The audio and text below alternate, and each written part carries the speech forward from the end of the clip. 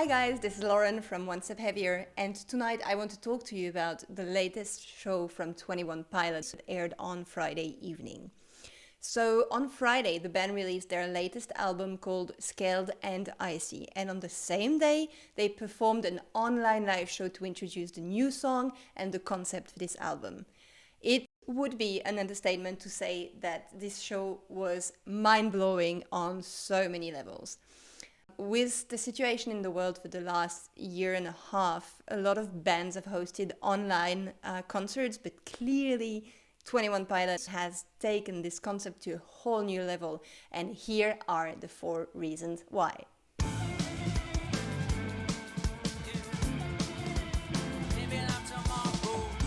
Number 4 on the list, the performance.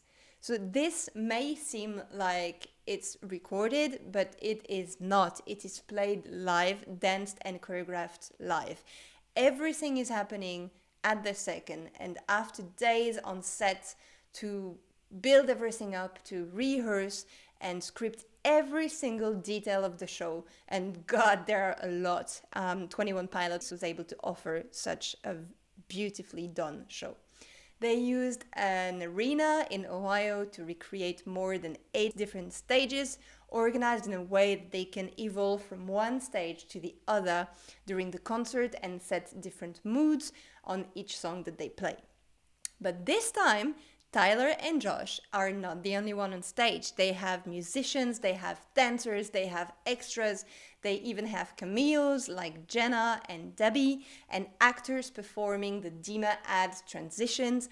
Over 150 people in total were involved for the staff for this live stream. So you can imagine the work upstream that it has been on them.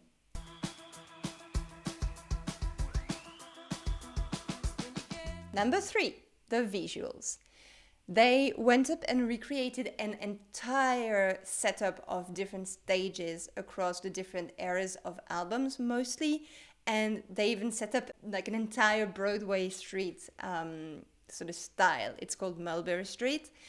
And this allows them to perform in a musical kind of style with carefully chosen choreography, dancers all around. It is aesthetically pleasing, it is cinematic, it is colorful, it is saturated. The visual transitions between the stage are flawless, they are full part of the narrative, and they have executed them to perfection. It's just beautiful. Number 2, the music rearrangement. The show is slightly over the hour, and yet they managed to fit about 20 songs in them, plus some narrative elements. I mean, 20 songs in 1 hour, that's a lot. So how'd they do it? Well, the answer is that they rearranged almost most of the song. The set list includes a little bit of everything. Every album is there, but it of course focuses on Scale and Icy mostly. The highlight of the show for me are surely the ukulele interpretation of Heathens and Trees, where Tyler is lost in a boat under the stars, and my absolute favorite transition is the one from Jumpsuit to Heavy Dirty Soul. It flows beautifully. And well, they just made song lines flow gently. They just, from one to the other, it just goes. But still, 20 songs in 1 hour, that's a lot to fit in. It's borderline impossible to fit, really. So how did they do it? Well, for starters, none of the songs from the previous album are played thoroughly. They all are cut short and compiled together. Only the song from Scaled and Icy just have a full place to exist during the live show, and they are like a whole. And actually, that's my transition to the point number 1.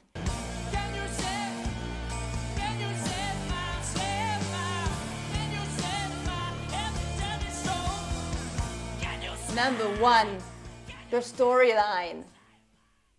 So for me, what is the most amazing thing about this band is the storyline and the universe that they have created. I mean, 21 Pilots storyline spreads over 4 different albums, I will not flash back into them. I will put a link for you if you want to dive into the story. I don't know, here, everywhere.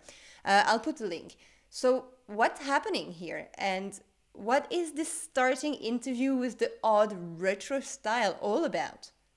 Well, we left off Trench in 2018 with Tyler, who had failed to escape from Dima. Remember Dima, this controlling freak state of the 9 bishops? So Trench was sort of like a Wikipedia page of the top universe, explaining what is Dima, who are the bishops, who is Clancy, and what his purpose is in the album and in the storyline. So the storyline of Trench was that group of banditos, or understand revolutionaries, led by Josh, and they were trying to help Tyler escape from the City of Control, but ultimately they failed, leaving him there. Then last year, when 21 Pilots released the single Christmas Saved the Year, Tyler hid an Easter egg on the cover of the single that showed Psy, so understand scaled and icy, is propaganda.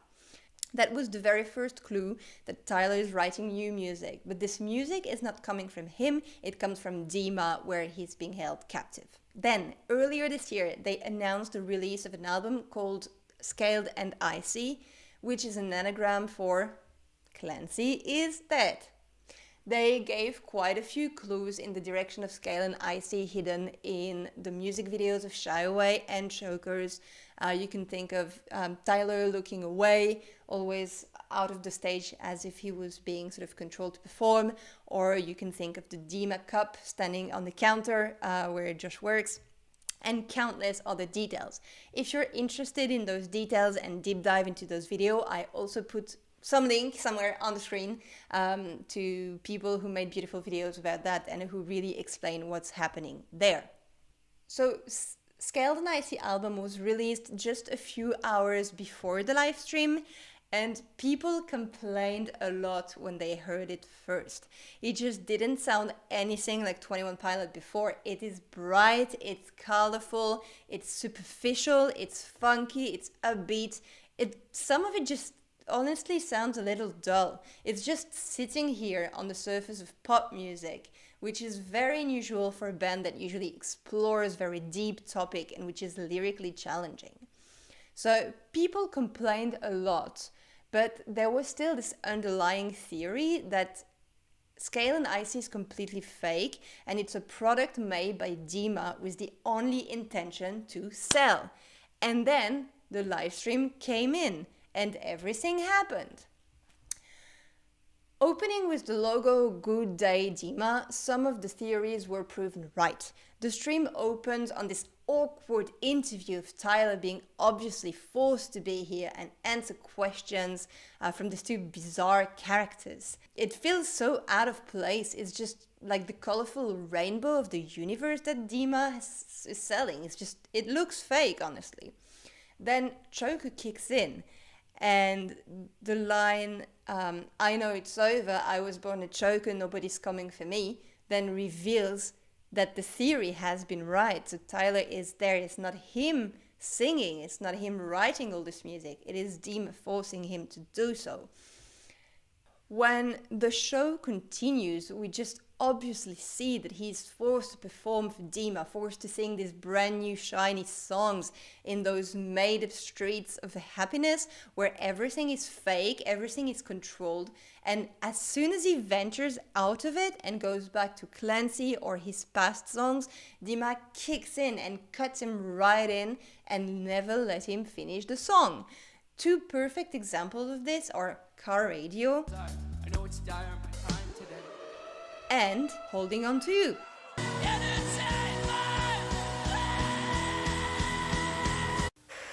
They are just abruptly cut by Dima's saturated ads.